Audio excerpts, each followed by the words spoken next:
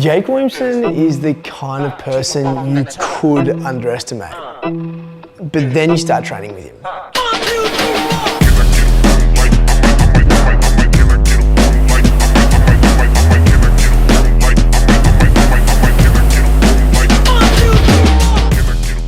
G'day legends, welcome back to another video where we are training with the best hybrid athletes on the planet. Now we're here in Putney, CrossFit Putney, and we have obviously an English legend himself to join us on today's episode. Welcome in my man, fellow centre athlete and also Gymshark represent right here, Mr. Jake Williamson. What's up, crew? Yeah. So like trying to get angry before the ball. Yeah. If you're soft with it, you just give it too much respect. Yeah. So you've got to exactly. box the box. So you've got this unbelievable endurance capacity, aerobic capacity, but as we've seen, as an international champion with England last year, you can do 3-minute Ks at the minimum and then get onto a row. Is that what you did last year? Yeah, I think it was a 245k into a ski. Which is fucking sending it. And then lunges as well. Pretty much the reason why England had such a good start and pretty much came home with the gold last year was massively contributed to this guy. So today what's going to happen is we're going to go through one of his training sessions as he leads up to, which is going to be, is it last chance qualifier? Is that what it is? So it was Barcelona this weekend, and then next Monday is doubles. Last chance qualifier, so 3 spots up for grabs. Sick. So he's got that. He's going to do a session today with me. I've obviously just come off a pretty intense London marathon where my ankle didn't cooperate too much with the water bottle.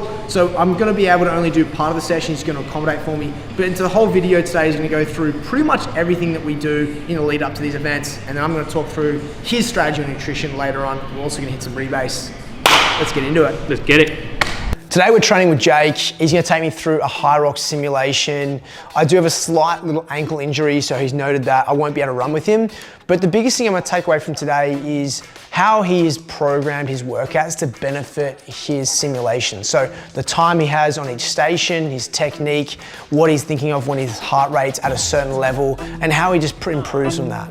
Cool. All right, so what's up first? I forgot already. Forward run, forward AMRAP, and then the AMRAP and the press. What do you know?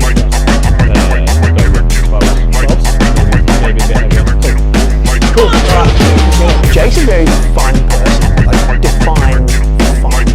And so when you see that, and then you put him in the position of also being an athlete, you think, oh yeah, this guy's going to be super nice. He's there to win.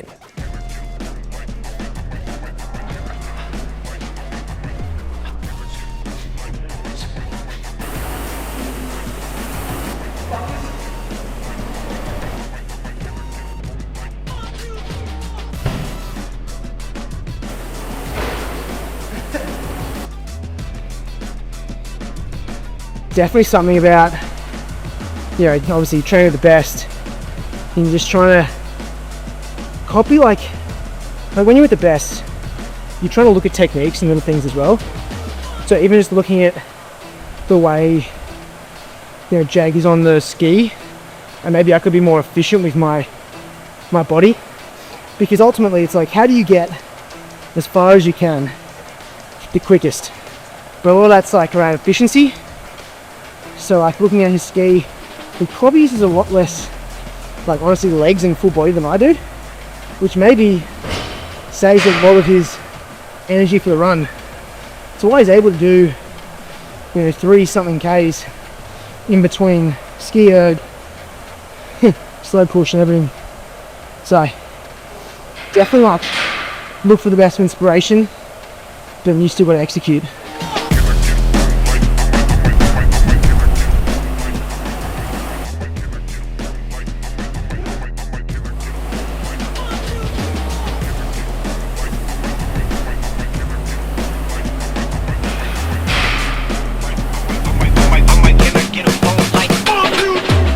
Between, you know, Barcelona, just got off a plane, next week's London. Yeah. Will this be like a 6, 7 out of 10? This is like a 7 effort. 7 effort. Obviously, camera's rolling. Yeah. You're here. Can I push a little bit harder? Yeah. Like probably, if I was on my own, I'd probably just be pulling 155 rather than 149. Yeah. And then just an easy run later today. Yes, it's almost like a lot of questions around how you periodize your training. So, you know, whether you've got double sessions or single session but going into a heavy session. So, you know, Jake just identified he's got, what was it, tempo tomorrow. Yeah. So this is kind of like getting the body almost like ready and prepared, getting off a plane, keep it moving, 6 or 7 out of 10, kind of Yeah, IP. like 45, 50 minutes. Yeah. It's almost okay. like neurologically you prefer to have had a stimulus the day before. It's confidence. Yeah. Like buzzing. If you don't train if you go right Wednesday I'm done, and then you have Thursday, Friday, you don't race till Saturday night. It's over 48 hours of forgetting how to do things and motor control and mind muscle memory. So for me that's like the biggest tip, is just kind of keep learning what works for you, and it takes time. Like I've done 20 plus races now. Yeah. So it does take a long time, and I still get it wrong. Yeah. So it's another key thing, is like you do have to make mistakes to then learn what works and what doesn't, and then rhythm and if it works, I just stick to it and stay with it rather than try and change. One of the biggest too much. takeaways from the session is actually the skier. The technique that Jake uses is predominantly arms, where I'm full body. And so as I'm learning to always get better, I start to engage and just use my upper body and really rest my legs. And only time will tell, but this could be something I look into when I'm actually racing as well. The theory here, well, I use full body when it comes to my efforts, which can tire out my legs. So the more I can reserve my legs for the next effort, it may be better for me on the run. So we've got to hit recovery. Before we hit recovery, we've got to hit stomach recovery. And ironically, big bonus points to this bloke, because he brought up, what are we doing for food? Is the first thing he said. My coach would tell me. Yeah, 100%. So like, you got to get your nutrition in. So within that first 30 minutes, if you didn't eat beforehand, if you ate beforehand, you have about 2 hours for your amino acid profile to be exhausted. But if you didn't eat beforehand and you did a workout, you really need to get something in pretty quickly. So something like this will tie us over for about an hour, which is perfect, and then get a real feed afterwards. But always be mindful of that. It's good to see Jake is on top of it. Look at this. Snicker game strong. Cheers, mate. Cheers. Salute. Cheers. Cheers. Always peanut butter. Right, then left. Yeah. Oh Jesus! These just colourful goodies. Love it. He's actually quite supremely dialed in. He's got a coach, someone who sets out his workouts. You know, when it comes to nutrition, he knows what he should be doing. And he doesn't really feel, like looking at how he operates, I think recovery is so dialed into him that he's already switched on when it comes to making decisions around that. Getting to bed early, how he chills out in between sessions, fluid. You know, he's I love it. It's just like exactly me. It's like you get around to like 6 p.m. and you're like, if you're not home to start chilling out, it's an issue.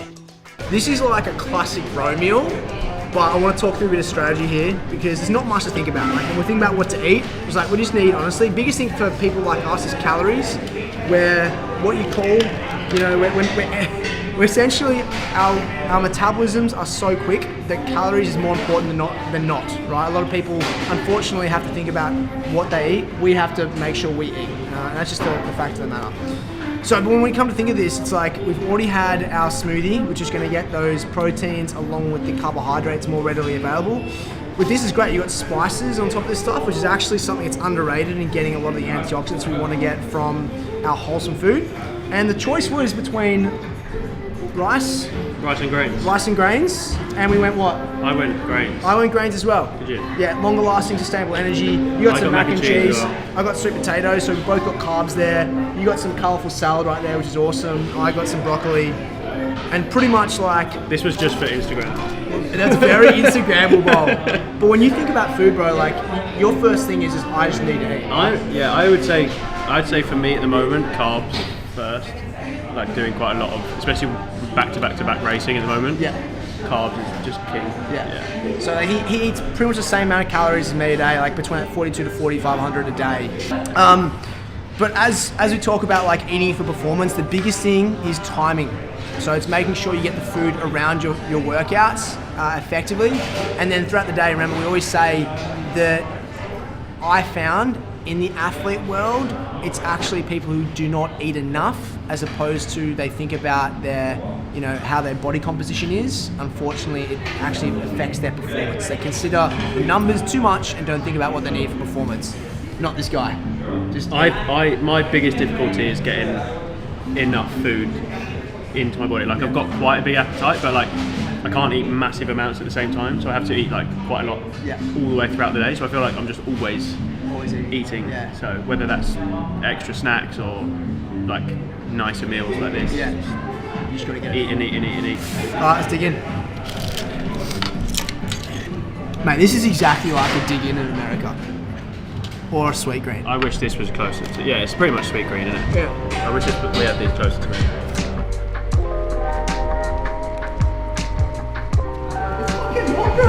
How about that? Feel it. How good is this? But you can't. There's nothing there. No, this is how dedicated I am to centre. This is real. Yeah, this This is a real I'm I'm not clearly as dedicated to centre as This is my life. Jake, because I look, live he's and got a breathe. tattoo. I live and breathe. Sorry, Chris, mate. I'll work on that. Far out, how good. Alright, shall we? Yeah. It's hot. Oh, babe.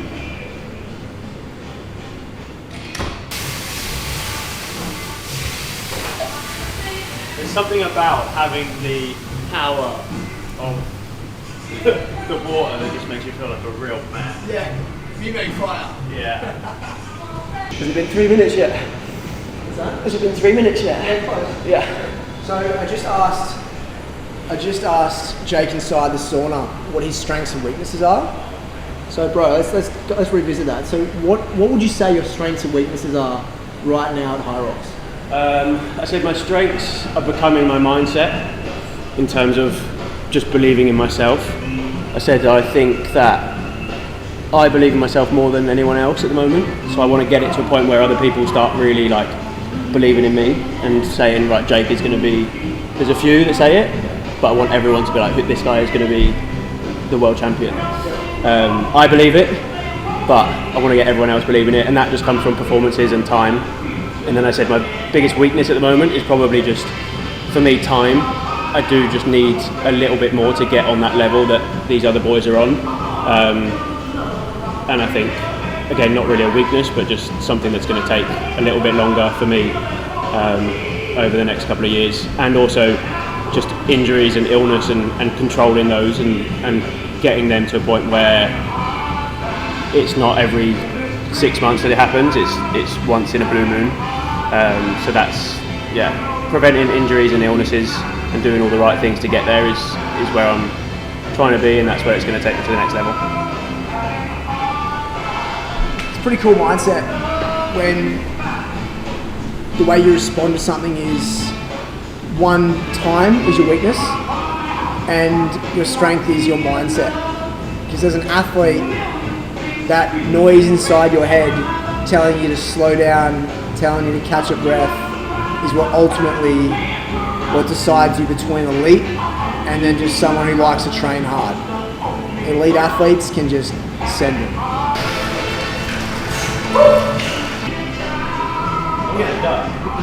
I'm incredibly excited for my mate Jake. He has an opportunity to build such an impactful brand in so many ways. I almost think that the Hyrox side actually has the least amount of potential. That's how much I think he has an unbelievable spirit of a brand. You know, he's got so much potential in Hyrox, but if that's the least of the ones I think is going to continue to build him, and I think he's got so much potential there, I'm like, wow, the sky is truly the limit. And that is, I'm going to call it episode 1 with Jake Williamson, because I feel, bro, we're going to have a lot of fun and games. Many episodes. Yeah, 100%. The bloke's going to be in New York, obviously, for Hyrox with Centre as well. Are you going to be actually competing in New York? I will be competing. What are you going to do? 100 doubles. Pretty cool. Yeah, it's going to be fun, bro. You're going to send it. But I hope you guys took a lot away from today. Like, Jake gave us some pretty good inside knowledge on a couple of things and his mindset and how he attacks his training modality. So if you have any questions, comments down below, I'll feed them through to him. He also has all his socials, his YouTube, everything right here. So if you want to check out his stuff, go do it. Otherwise, we'll see you in the next episode. Peace.